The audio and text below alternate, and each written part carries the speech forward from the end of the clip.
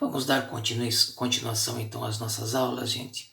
Então nós falamos então sobre a culpa, os comportamentos que são movidos, né? Muitos de nossos comportamentos são movidos por um tripé de sentimentos, né? Falamos da culpa, da vergonha, da ansiedade, né? O isolamento, pessoas solitárias e tal, né? Falamos sobre as três modalidades de culpa. Falamos sobre a funcionalidade dos padrões comportamentais, né? Aquilo que é funcional, porque ainda está, vamos dizer assim, de alguma forma dando certo, mas já está arruinado, né? E agora a gente vai falar sobre os perigos do diagnóstico. Gente, eu acredito que vocês já perceberam na fala deste professor e no quanto ele insiste com esse tema, de como nós psicólogos precisamos olhar os nossos pacientes de uma forma integral, não é mesmo? De uma forma sistêmica, de uma forma ampla, né? É muito comum nos jovens psicólogos, aqueles psicólogos que estão chegando agora, né, nos seus atendimentos, né, e que muitas vezes estão movidos por muita ansiedade, por muito sentimento de medo, daí a importância, né, vocês jovens psicólogos que estão escutando esse professor aqui, né, façam terapia, vocês precisam fazer terapia, né, vocês precisam fazer terapia para que haja, vamos dizer assim, para que o mundo interno de vocês possa se acalmar e para que vocês possam oferecer o melhor de vocês, né, oferecer o melhor de vocês para os seus pacientes, né. Então, é muito comum que os jovens psicólogos, tem psicólogo antigo também, mas enfim, que eles tragam para os seus pacientes um diagnóstico assim de cara. Ah, você tem depressão, né? Ah, você tem transtorno borderline. Né? Eles falam assim, dão um diagnóstico, né? Muitas vezes esses profissionais mal fazem uma boa anamnese, né? Vocês vão aprender a fazer uma anamnese.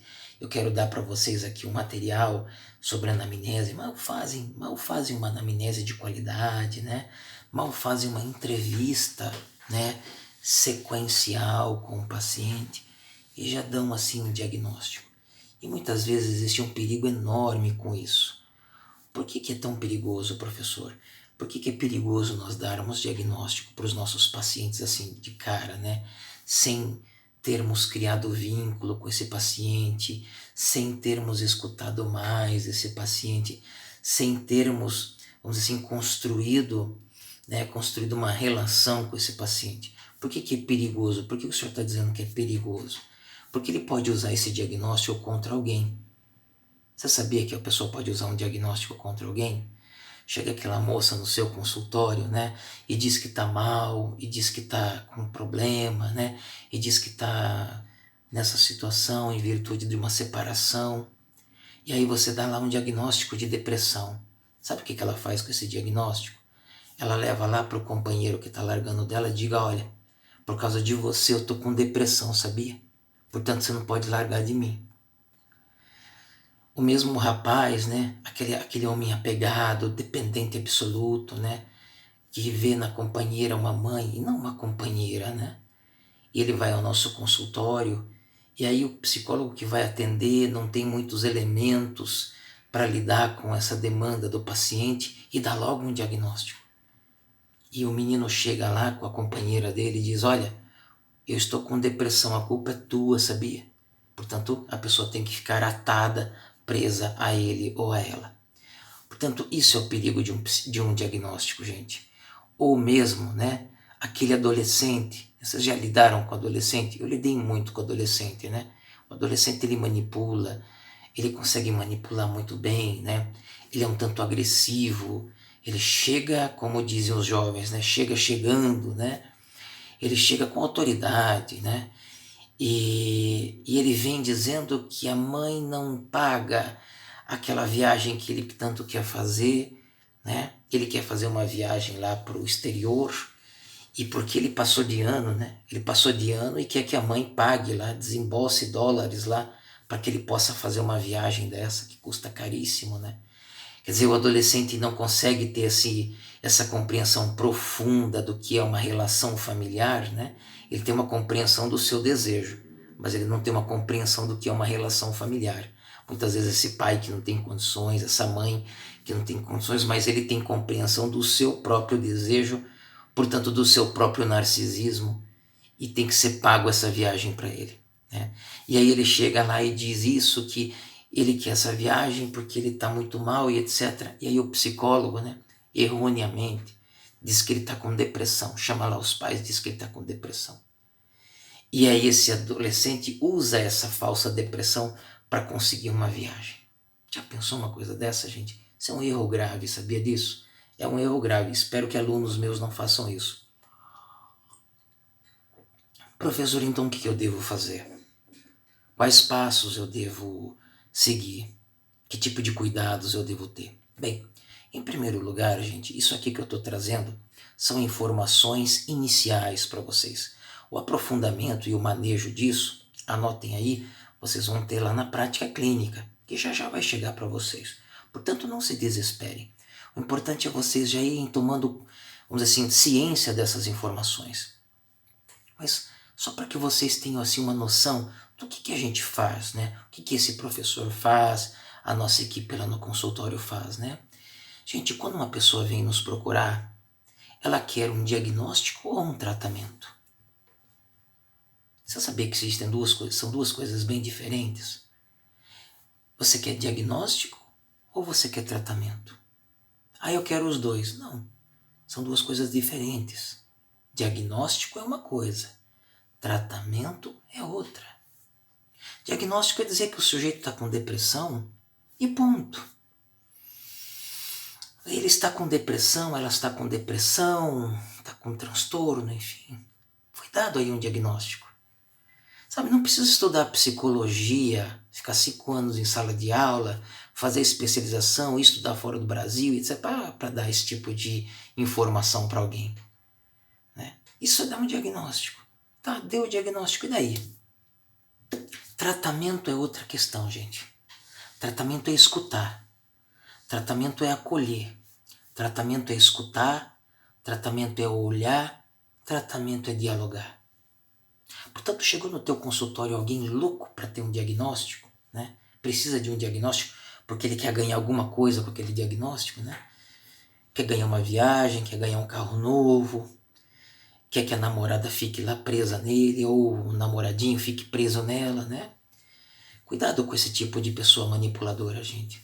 Cuidado com esse tipo de pessoa perigosa, né? Trata-se de alguém perigoso, uma mulher perigosa, um rapaz perigoso, né? Pergunte para ele, você veio aqui em busca de diagnóstico ou de tratamento? Se você veio em busca de tratamento, eu vou lhe dar tratamento. Se você veio em busca de diagnóstico, eu não tenho como ficar te oferecendo isso, né? Aqui eu ofereço tratamento. Duas coisas diferentes, pessoal. Diagnóstico é uma coisa, tratamento é outra. Foi no seu consultório e quer apenas diagnóstico? Cuidado com essa pessoa. Foi no seu consultório e quer um tratamento, quer ser escutado, quer trabalhar a sua história pessoal, quer aprofundar em si, acolham esse paciente. Ok? Então isso foi o nosso slide de número 17, tá? Slide de número 17, né? O slide de número 18, a gente vai então dar uma olhada nesse slide na próxima semana, né?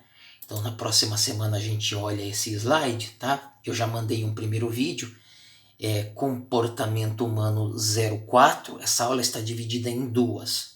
O primeiro vídeo tem 30 e poucos minutos, Comportamento Humano 04, e agora a continuação do Comportamento Humano 04, tá?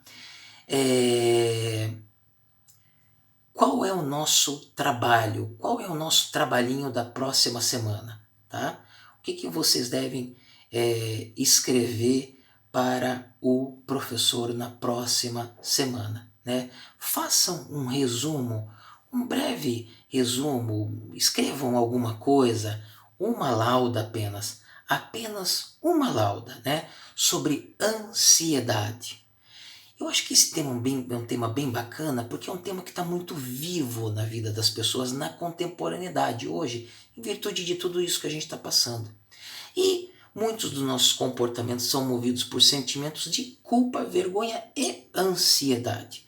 Então escrevam o que vocês entendem por ansiedade. Se vocês quiserem colocar a história pessoal de vocês ali, o que vocês passaram com ansiedade, podem colocar. Professor, devo buscar em qual bibliografia de psicologia? Qualquer bibliografia de psicologia, não precisa ser em psicologia analítica junguiana, pode ser na comportamental, na psicanálise, enfim. Coloquem ali numa folha o que vocês entendem sobre o que é ansiedade, tá? Esse trabalhinho tem que ser entregue daqui 9 dias. Hoje nós estamos no dia 19. Hoje nós estamos no dia 19, né? 19 de maio, então daqui 9 dias, né? Nós estamos no dia 19 de maio, daqui 9 dias vocês mandam lá para o e-mail do professor. Tá bom, gente?